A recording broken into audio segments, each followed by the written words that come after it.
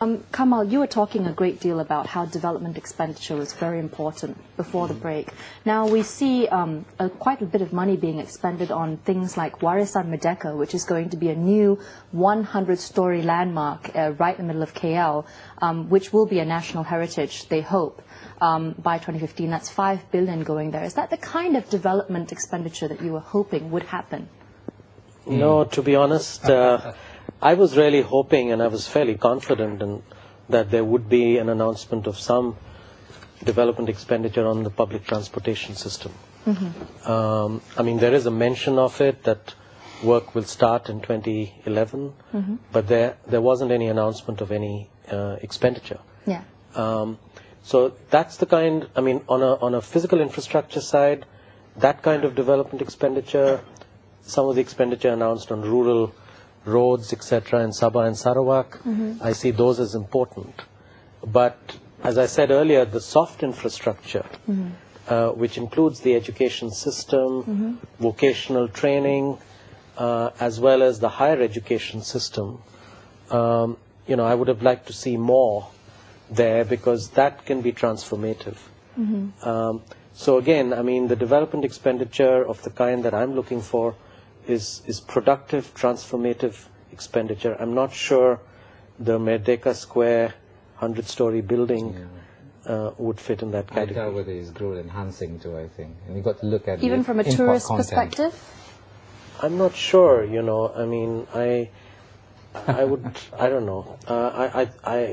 You would have to ask some tourists, but I doubt very much that tourists would come, you know, because of this 100-story building. I think you already have the Petronas Stars, and tourists come to see that.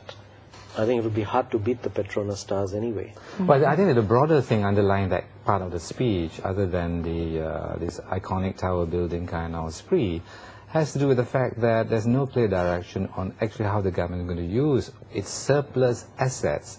It tells tantalizingly in some part of the speech, but this is what I mean, we don't have the big picture.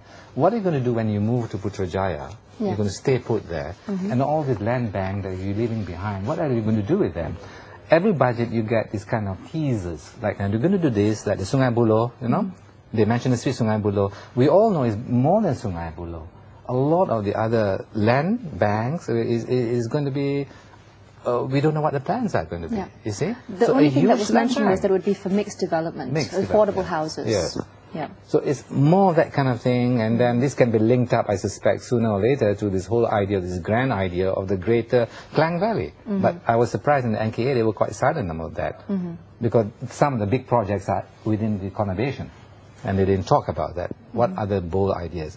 Because the other observation about the budget is that it's very much project-oriented, actually, unlike many past projects, in past budget speeches. The Prime Minister did talk, I think, quite a bit about specific projects, you know?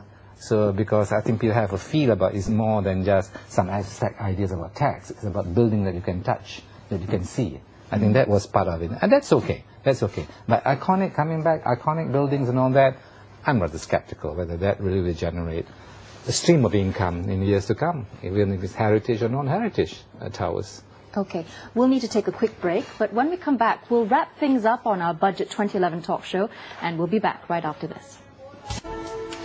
Welcome back to NTV7's Budget 2011 talk show, brought to you by AmBank Group. Again, joining me in my studio are my guests, and we've had a wonderful time discussing the budget over the break. Now, one of the things, despite the fact that the Budget 2011 did not mention broad tax reforms, I would like to ask Khoo whether there were any unexpected tax measures that were announced that surprised you. Yeah, I think what came as a surprise to, I guess, to me and perhaps to a lot of people is this tax measure to propose an increase in the service tax rate from 5% to 6%. You know, I think this is something very unexpected, particularly when the government is trying to introduce GST. And as we all know, GST is basically a replacement of the current sales and service tax. And if you really look at it, the intention was to have GST at the rate of 4%. And here's a situation of one would have expected the service tax rate to come down, but instead it went up. So I think you know, it would be very interesting to see you know, what the government you know, intend to do in terms of the rate. Are they still sticking to what they have previously proposed, which is 4%, or are they now having a second thought, for instance? Could this be instead a stopgap measure until the GST is actually implemented? Well, I think pull it back. Yeah, I think if you look at the previous budgets, basically the extension of scope insofar as service tax concern has been extended. You know, I mean, service tax when it was first introduced was basically to cover services provided in hotels, restaurants, for instance. Over time, I think the scope has been extended to cover professional services, for instance. And of course, the threshold is also one that has been increased and reduced over a period of time. But I think this is perhaps an opportunity for the government to raise revenue. You know, no doubt revenue raise may be small, but I'm very surprised that they took this opportunity to increase the service tax rate. I noticed that the service tax has also been extended to some sectors which you would not ordinarily think that it deserves service tax. For example, paid broadcast TV. So therefore, consumers of paid broadcast TV would now be subjected to the service tax where previously they were not. Yeah, you're right. I mean, basically, it's an increased cost to consumers. You know. So on one hand, you have that there was no tax breaks. On the other hand, you're actually taking away some part of what is due to the individuals. I think you talked about increasing disposable income.